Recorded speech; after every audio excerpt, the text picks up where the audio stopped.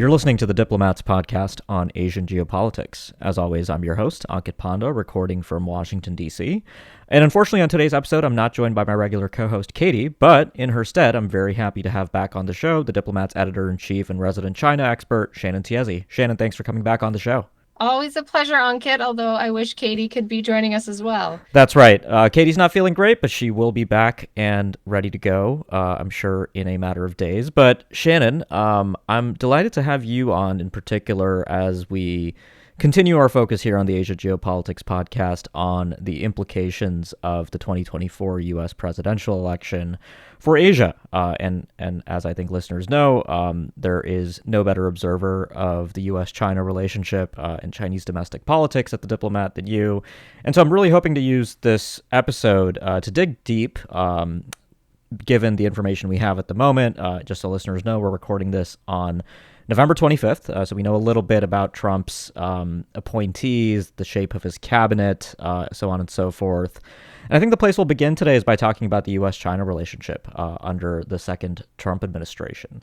So, Shannon, I think it goes without saying that I think across the board we are expecting a return to greater confrontation certainly in the economic realm, with the expectations of tariffs, broad-based tariffs focused on China, a second round of the trade war, but also potentially more confrontation in other realms as well. Let's kind of kick off maybe with where Trump is going to pick up the relationship, because I think that's important, and it allows us to talk a little bit about some of the contemporary dynamics. So we just had a fairly interesting meeting between Presidents Biden and Xi on the sidelines of the APEC summit. Say a little bit about that meeting and kind of what the signposting there, particularly on the Chinese side, has been for the next U.S. administration. What is the message right now from China to the United States as this transition plays out? Yeah, so this was a very interesting meeting because Biden is obviously on his way out. So pretty much everything said at that meeting, you can read it as kind of a swan song on Biden's side, really his chance to validate his administration's approach to China and emphasize why they think it was successful. From Xi Jinping's side, it's about setting expectations, particularly setting baselines for what they would like to see continuing with the U.S.-China relationship moving forward. And from that perspective, it was interesting that it was a fairly positive meeting. Both presidents really emphasized how the return to dialogue has stabilized the relationship. The words stable and healthy appeared quite frequently in both readouts. Because the Biden administration, of course, has had this insistence on we are competing with China, but we want to add what they call guardrails to keep the relationship from veering off course into outright conflict, while keeping plenty of policies that China finds objectionable, particularly export controls, stronger U.S. alliances in the Indo-Pacific. They're also making a point to talk to China and hold more frequent exchanges. And that, I think, is the piece that is unclear will continue under the Trump administration. Obviously, Trump originated the tariffs. He originated the export controls. And I think we can expect those sort of hard-nosed policies toward China to continue. But he generally doesn't look favorably upon diplomatic exchanges that were started under his predecessors. And so there's a lot of skepticism over whether Trump is going to be interested in engaging with China, and certainly whether some of his appointees are going to be interested in engaging with China the way that the Biden administration has been doing since they had a very testy first meeting in 2021, but really since 2023, 2024, there have been a lot more mutually cooperative exchanges going on. So, let's talk a bit about the early contours of what is now starting to become clearer in terms of Trump's cabinet and some of his key national security advisor or advisory roles. So, you have figures like Mike Waltz, Marco Rubio, the first Secretary of State to be under sanctions from the People's Republic of China. So you do have kind of traditional China hawks in a very kind of traditional Republican mold. At the same time, you have the economic warriors. You have Lighthizer, You have other figures in the administration that will be certainly willing to implement Trump's agenda on tariffs. How do you see this kind of playing out, I guess, under the next administration? I know it's very difficult to predict the balance between Trump and his own advisors. I think the heuristic a lot of us have is that compared to the first term, this time it will be essentially Trump unleashed in many ways. I think he's prioritizing personal loyalty over kind of staffing his administration with the so-called adults in the room, I guess, the first time around. So what's your expectation for the early ways in which we're likely to see policy kind of towards China take shape? Yeah, I think the difficulty with the Trump administration is that you get very different policies when Trump is hands-on and engaged and involved versus when he's letting his appointees take the reins. And with China policy kind of later in his first term, he seems to let especially Mike Pompeo, Trump's Secretary of State back in the latter half of his administration, take the wheel and really double down on certain things like, labeling China's persecution of the Uyghurs in Xinjiang a genocide, and things like that. So the question is whether Trump is going to let these hawkish China advisors like Waltz and Rubio have free reign to kind of set the contours of China policy, which I think would be something Beijing would not like to see. As you said, Rubio has been sanctioned by China for what they perceive as his unfriendly position on China issues. Or is Trump going to reach in and really direct things himself, in which case it's unpredictable which way this could go, because he's said a lot of really negative things about China, obviously, but he also sometimes praises Xi Jinping as a smart leader and a great man. He has this tendency to want to make massive deals that can be sold as wins for the American people. It's easy to forget that right as the COVID pandemic was exploding, Xi Jinping is signing a trade agreement with China that he essentially said would solve all of the economic issues in the relationship, which I think is something that Lighthizer would not be on board with, right? As he's said explicitly, he wants to fully decouple, full stop. So that is really the big unknown, right? Is how involved is Trump personally going to be? The other known unknown, is what is Elon Musk's role in all of this?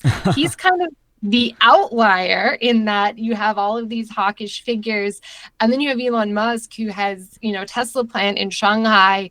He's been very deferential to the Chinese government, including telling people not to invest in Taiwan, recommending that Taiwan simply accept a status similar to Hong Kong and things like that. And he clearly has a role to play in the Trump administration. Now, he's not directly involved in foreign policy, but will he try to influence foreign policy anyway? We don't know. How influential is he actually with Trump? We don't know.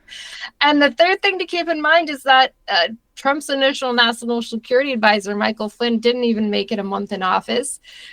His replacement, McMaster, and Trump's initial Secretary of State, they were just in office about a year before they left. So the other question is, we're putting all this effort into analyzing the China policies of Mike Waltz, Marco Rubio. Will they even be there in 2026? That's something else we don't know. Yeah, no, I mean, hopefully nobody comes back to listen to this particular episode in 2025, because I'm sure a lot of what we'll be talking about will be overtaken very quickly as the unpredictability, as you put it, will play itself out. Shannon, you alluded to massive deals, which is very much Donald Trump's kind of MO, or at least what he promises. And of course, in the US-China context, that brings to mind the idea of grand bargains. And I think there's this interesting, I think, shared way of seeing the world that Trump and perhaps Xi Jinping have, which is that they're both essentially Bismarckians, I suppose, right, in the way that they do divide the world into the bigger countries that matter and then the smaller countries that matter less. And I think they both see the U.S. and China, respectively, as those bigger countries that can potentially take some decisions that could shape the fate of the Indo-Pacific and the broader world.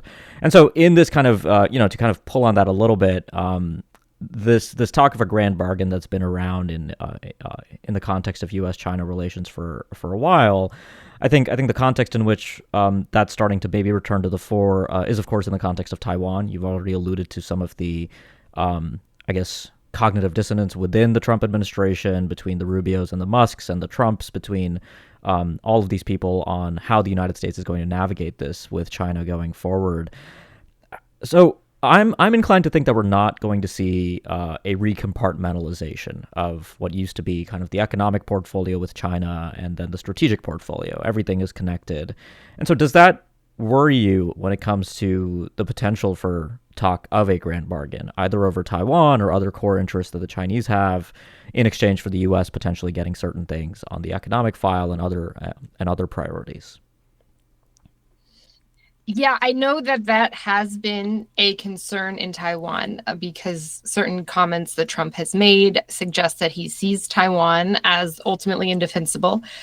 He's apparently not all that convinced the U.S. should be defending Taiwan unless Taiwan is willing to pay massive amounts of money for this quote unquote insurance policy. Um, but whether Trump is going to actually get to the level of saying, okay, I make a trade deal with China and, putting this in air quotes, give them Taiwan, because of course that's not something a US president can really do. Um, I think the odds are very low because the phase one trade deal that Trump signed with China was pretty much a catastrophe. Yeah. And part of that, of course, was due to the COVID-19 pandemic. Essentially, under this agreement, China committed to buy, billions of dollars worth of U.S. products, more than it had been buying, especially agricultural goods. It did not come anywhere close to meeting those targets. And now you can say, was China not sincere in the first place? Was it just that the pandemic tanked China's economy and it wasn't able to meet those commitments? I don't know from Trump's perspective that the reason really matters. It's basically he made this big deal with China that was supposed to solve U.S.-China trade and chip away at the trade deficit. And now, the trade deficit's bigger than ever. He takes things like that very personally. And certainly his advisors who are opposed to any sort of grand bargain with China are going to hammer on that and say, look, you already made a deal with China and they swindled you. And I think Trump does not want to be seen as the U.S. president who sold Taiwan out for a fake bill of goods, right? There's that legacy issue of, she doesn't want to be the Chinese president who lost Taiwan. I don't think Trump wants to be known as the U.S. president who sold Taiwan out for reasons that have everything to do with his own, personal prestige and separate from Taiwan's well-being. But yeah, I'm also not sure what Xi Jinping would offer that would be attractive to the United States at this point, because again, on the economic front, it's kind of like we've been there, done that, right? China made all these big promises and they didn't live up to them. What is China actually going to offer the United States? And what could it offer? Because from China's perspective, Taiwan is our rightful territory. Does Xi Jinping really want to be seen making massive concessions to the United States for something that he says already belongs to China? I don't know that would be necessarily good for Xi Jinping and his rule over China. But I mean, in general, it strikes me that these kinds of debates, Trump saying that he sees Taiwan as indefensible, treating U.S. defense guarantees, not just with Taiwan, but even with treaty allies, as insurance policies that countries have to pay for. I think it strikes me as dangerous from the perspective of increasing the risks of miscalculation, right? Because I think I agree with you that the unit of analysis that's often very relevant with Trump is, ratings and ego and how he kind of sees certain events being perceived on the global stage and in the American media on Fox News.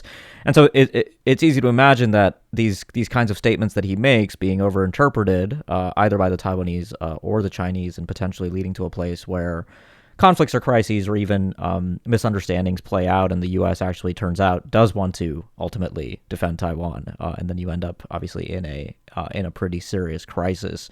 But taking a step back to this kind of guardrails issue, the Trump administration is going to inherit, I think, a U.S.-China dynamic that I think is going to be unpredictable, is going to manifest in what have you, balloon incidents, unsafe aerial intercepts over the South China Sea, potentially naval encounters. And so the prospect for crises, I think, is there. And of course, you'll have a very different disposition in Washington towards managing those differences with China. So, how much does that concern you in terms of the prospects for a serious crisis between the two countries spiraling it out? Or do you think there's enough of an institutionalized understanding now after the efforts we've maybe seen in the last 18 months to hopefully prevent the worst scenarios from spiraling? Yeah, I mean, that's always been the big concern in China-US relations, right? Is that you have a repeat of the EP3 Hainan incidents Mm-hmm. where, there's fatalities from a collision between aircraft. You could also see some sort of naval collision happening given what's going on in the South China Sea. And one or both sides feel compelled to up the ante for reputational reasons, and then all of a sudden we have a China-US war. It's a scary thought. I don't think it's outside the realm of possibility. I do think that China is conscious of the risks and the way that those risks have grown. It's kind of ironic because in the past, the U.S. has always really highly valued these military-to-military exchanges and has always seen China as the destabilizing actor who might, do one of these unsafe aerial encounters and cause an accident and potentially, spark a crisis or even a conflict. And now I think China is looking at the U.S. and thinking, oh, okay, we need to keep some of these conversations going. They're very important because we don't know how a Trump administration would react in this situation. And so now I think China is the one who's going to be a little bit more invested in keeping these dialogues going, which is not a dynamic that we have seen before. So it's kind of hard to know how it's going to play out.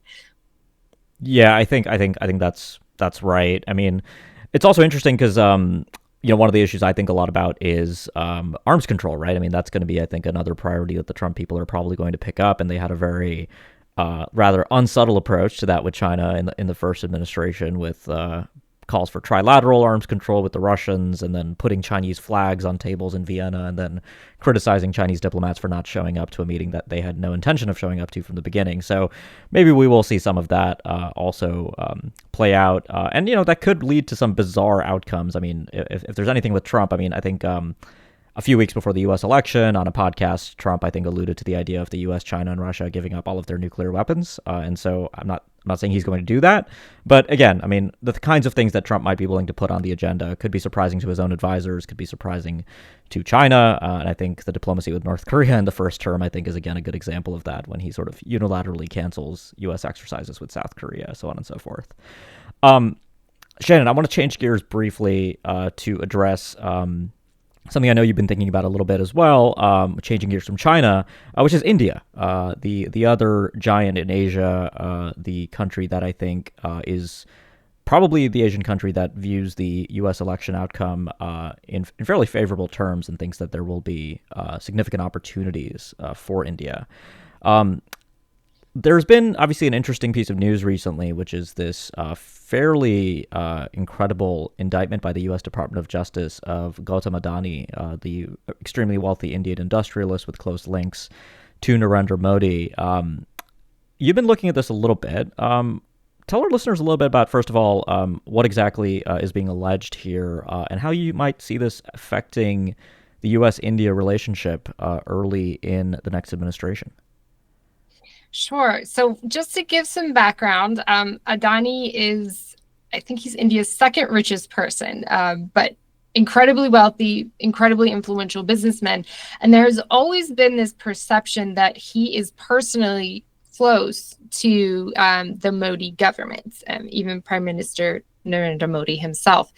There have been allegations that several overseas deals that the Adani Group has done in Bangladesh and Sri Lanka, for instance, essentially the Modi government was leaning on its partners to sign these deals with a private Indian company for Adani's personal benefit. So, with that backdrop in mind, the U.S. Department of Justice indicts Adani and other members of the Adani group, alleging that they had paid over $250 million in bribes to unnamed Indian government officials to secure energy contracts. Of course, the Adani group has denied this, and even in the indictment itself, it says these people are innocent until proven guilty. They haven't been convicted of anything yet, but the fact that such a prominent person was charged suggests that they feel pretty confident about being able to pursue these charges, because this is not a decision that would have been made lightly. Given the perception that Adani is close to Modi, given the fact that we don't know who in the Indian government he is alleged to have been paying these bribes to, there's a lot of potential for serious drama in Indian domestic politics stemming from this, because this is one of the major political weak points for Modi, is these kind of murky ties with the Indian business community, and whether or not his government is profiting from decisions that are being made. So far, it's been fairly restrained. The Indian government has never wanted to openly talk about any of these Adani allegations, and they continued that tradition by saying basically this is a matter for the company to deal with. But it's an interesting thorn in the India-US relationship at a time when, as you said, India has sky-high expectations. I think they had lots of reasons to prefer that Trump would win this election, a lot of them stemming from the Biden administration's more forward-leaning approach on human rights and putting pressure on India over its treatment of Muslims and other minorities. I don't think many people expect Trump to continue that, which is music to India's ears. And now, kind of the waning days of the Biden administration, we have this bombshell indictment. And I think a lot is going to depend on how the two governments handle it. Of course, we don't know what will happen with this under the Trump administration when we have a new U.S. Attorney General, but the legal process tends to carry itself out. And it'd certainly be a major bombshell if the case was just dropped entirely for political reasons in the U.S.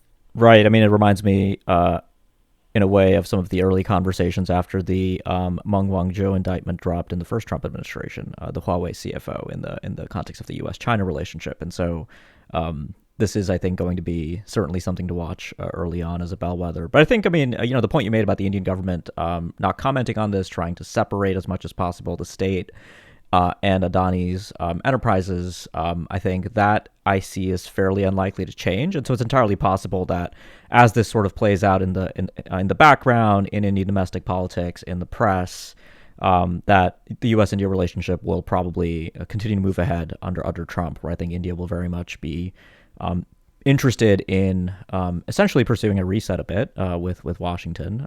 There's also, of course, been the allegations of overseas Indian intelligence agents being implicated in overseas intimidation and assassinations in the case of Canada of dissidents and what India perceives to be separatists. And so that, too, I think will be looming against the backdrop here. Yeah, I think one interesting note, just to bring this back full circle, is India and China are having a bit of a thaw right now with their border patrol agreements. You had, after years of hardly any high-level exchanges, you had Modi meet Xi, you had the Indian foreign minister meet the Chinese foreign minister, and defense ministers met, this sudden flurry of high-level engagements. So I think China could be sitting on the sidelines here saying, is this an opportunity for us? Can we sympathize with India about extrajudicial judicial overreach on the United States and meddling in your domestic politics, and maybe try and drive a wedge between a relationship that's of serious concern to China? So that's another dynamic to keep in mind as well. That's right. Well, Shannon, I think I think we'll wrap it here for today. But as I told listeners on the last episode, I will reiterate that we will continue to watch the U.S. transition closely, given its many implications and reverberations across the Asia Pacific region. My hope is on the next episode we'll be able to talk a little bit about the reaction from Southeast Asia, which is actually where I was when the U.S. election results were announced on earlier this month. But Shannon, I want to thank you for taking the time to come on the show today and to share your insights, as always, about the U.S.-China relationship. Sure, Ankit. I always have a good time on the podcast. Fantastic. For listeners, make sure you subscribe so you can keep up with future episodes. And if you've been a subscriber for a while, don't forget to leave us a review. You can do that anywhere you get your podcasts. We really do appreciate it. It helps us grow. And as always, if you have feedback for coverage of various topics on the show, do reach out to either myself or Katie, and we're very happy to take that into consideration as we plan future episodes of the Asia Geopolitics podcast. Thanks a lot for listening, and we'll be back soon with more.